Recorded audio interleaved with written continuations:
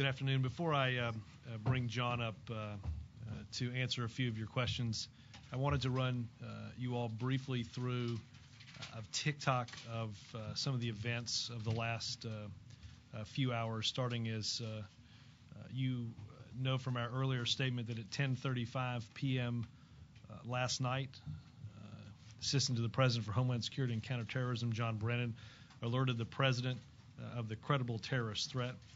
The President directed U.S. intelligence and law enforcement agencies, the Department of Homeland Security, to take steps to ensure the safety and security of the American people and to determine whether these threats are a part of any additional terrorist plot. John provided the President with additional updates throughout the evening.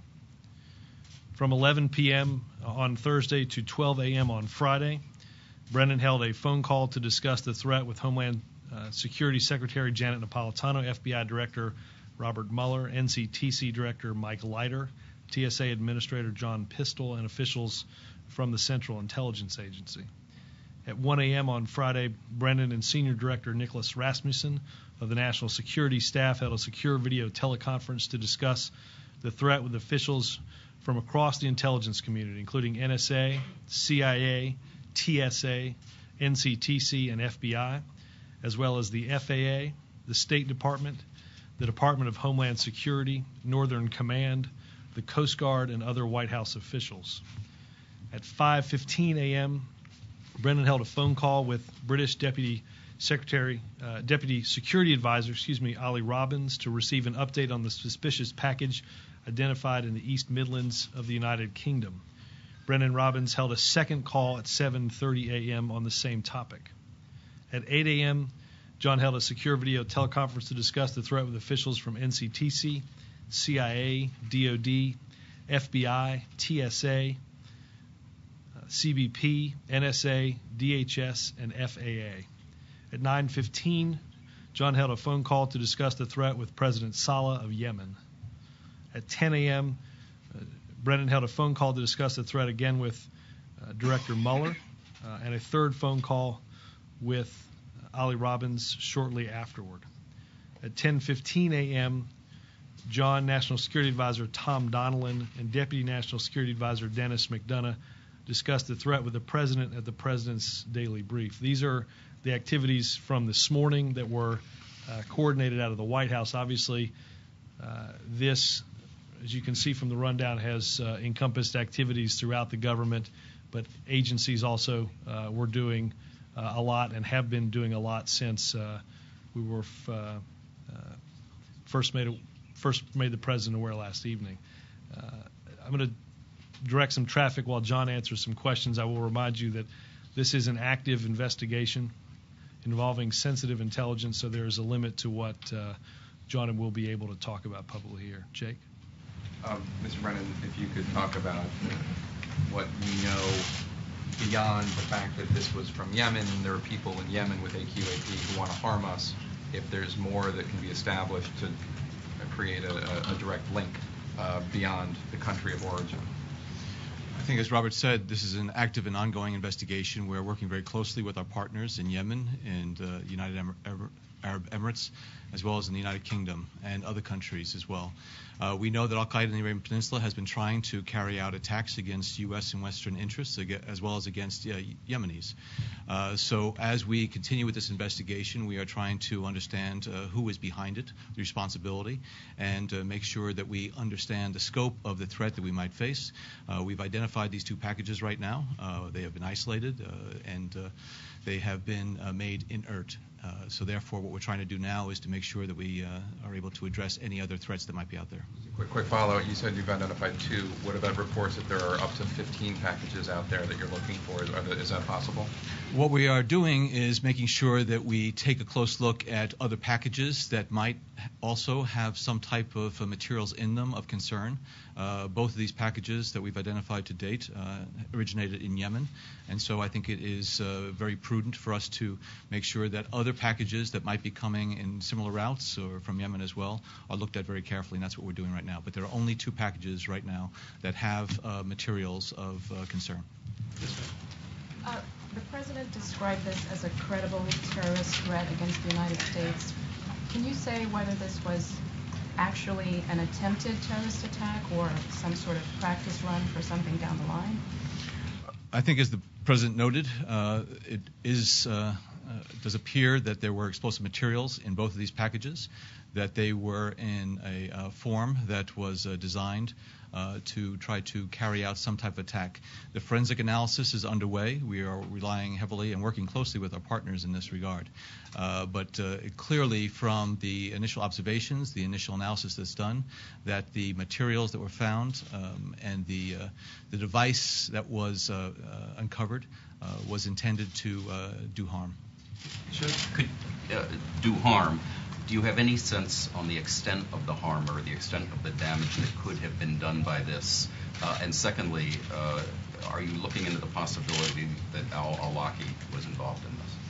I don't want to speculate at this point in terms of what the damage could be from the devices, the explosive material that we have found. That's the analysis that's underway. It's still at the very early stage of that analysis. We're working, as I said, closely with our partners. Clearly, what we are doing is looking at all individuals that we think might be involved in this. Al-Qaeda in the Arabian Peninsula has been rather open in its venom toward the United States, toward Western interests. There are a number of individuals there that we're very concerned about. So we're looking at all possibilities. When I had my conversation with President Saleh this morning, he did pledge the full cooperation of the Yemeni government. We are working closely with them, and we are going to get to the bottom of this plot. Did al-Awlaki's name come up? Is he considered a top suspect?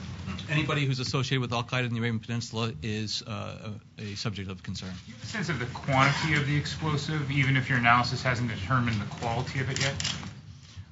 We have had some preliminary discussions with our partners. I don't want to go into the details about the quantity or the exact types of materials because I think this is still preliminary, and I wouldn't want to say something that was going to be then corrected in the future. Are there any suspects in custody?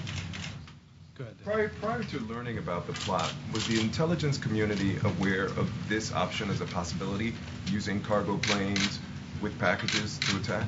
I think over the years, Al-Qaeda has demonstrated that it is focused intently on the aviation sector. A lot of its plots have focused on trying to carry out attacks against aircraft, using aircraft also as potential missiles, as we well know.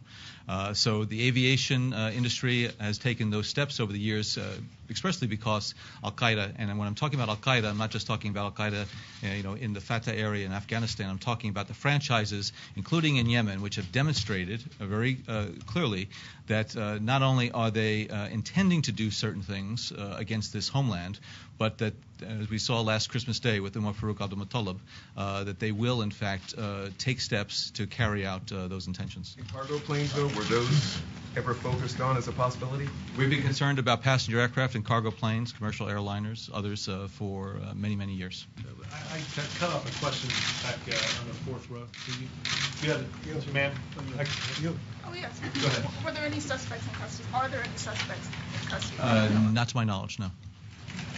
Is there any reason to believe that this plot goes beyond cargo flights to regular passenger travel? And is there any consideration being given to putting an embargo on packages from Yemen, originating in Yemen, or even urging people to reconsider travel plans? We're looking at all possibilities at this point. We don't want to presume that we know the bounds of this plot, so we are looking at all types of packages, air travel, whatever. We just want to make sure that we are going to whatever length we need to ensure the safety and security of air travel at this point. An embargo on any packages originating in Yemen? We are working with the Yemeni government right now. I do believe that it would be prudent, and we have taken some steps to ensure that packages that come from Yemen are going to be carefully screened. We're working with the Yemeni government right now. So at this point, one of the reasons why we looked at some planes that were coming down into Philadelphia and Newark today is because they were, in fact, carrying cargo from Yemen. So we have had these interagency meetings to discuss all these options. I don't want to go into the details of this because this is all part of the security measures that are in place, but several of these measures have already been instituted. Can you walk us through the decision to send fighter jets to escort that Emirates flight into JFK today? These are decisions that are made by U.S. military, Canadian military Air Force. If there is a threat, and my understanding, and I've only seen some of the preliminary reports about this, is that there was concern about possible cargo on that flight, And so, again, with an abundance of caution, sometimes our Air Force, the Canadian Air Force, will scramble some jets to make sure that everything is okay. Chuck? There's been a lot of concern about threats against European targets. Is this at all related to any of that chatter that has been picked up in recent weeks? Well, as you well know, we issued the travel alert because of concerns about al-Qaeda carrying out attacks in Europe. The one package was uncovered in East Midlands Airport in the UK. We are looking at all the parts of the puzzle that we have been piecing together over the past several weeks from al-Qaeda, but we're not presuming that this is part of that plot. We're not presuming that we've disrupted that plot. We need to maintain our vigilance, and that's the message that we share with our European partners. Chuck? Considering what the targets were in Chicago, the Jewish places of worship, any extra precautions that you're putting out for synagogues? The FBI, Department of Homeland Security, and other domestic agencies are looking at that very carefully and have reached out to the appropriate private sector entities as well as organizations to ensure that any other potential targets of such attacks are alerted. So we're working very closely with state and local officials. Big picture, the Yemeni cooperation, considering this is now multiple attempted terrorist attacks, it looks like emanating from Yemen. Is it fair to say that we don't have the best cooperation yet with the Yemeni government? I would say that over the past 22 months or so, during this administration and even in the prior administration, there has been a steady improvement in that cooperation. I would say that the CT cooperation right now with Yemen is better than it's been ever before. That doesn't mean that it can't improve more. It needs to improve more. I've been out to Yemen 4 times during the past 2 years. We're working very closely with them, and we found that they are courageous partners. Many Yemenis have lost their lives in the battle against al-Qaeda. Have U.S. authorities been able to inspect these packages? Have we increased our presence, or do we plan to do so in Yemen? And Robert, Philadelphia and Chicago involved in this. Will the president's travel plans this weekend change? We're working very closely with the authorities both in Dubai as well as in East Midlands Airport so that we can participate in whatever investigative efforts that are underway. And let me just add the president's travel plans both this evening and tomorrow at this point are not expected to change. And I think at the end of the statement, the president was clear, as you can see from John and others who have been here overnight, that our counterterrorism professionals are on the job, and the president's not going to change his schedule, and there's no cause for Americans to change their schedule. Robert, do you expect this issue to come up at all during the campaign events at all in the next few days? I have not talked to. I'll get some guidance from the speechwriters to see if this gets mentioned. Certainly, I will say, as the president said, if we will take the opportunity, if need be, throughout the weekend to continue to update the public on information as it comes in. What al-Qaeda has done in the past, targeting other countries during an election season, are you taking that into account, that there's anything that this is more than just a coincidence?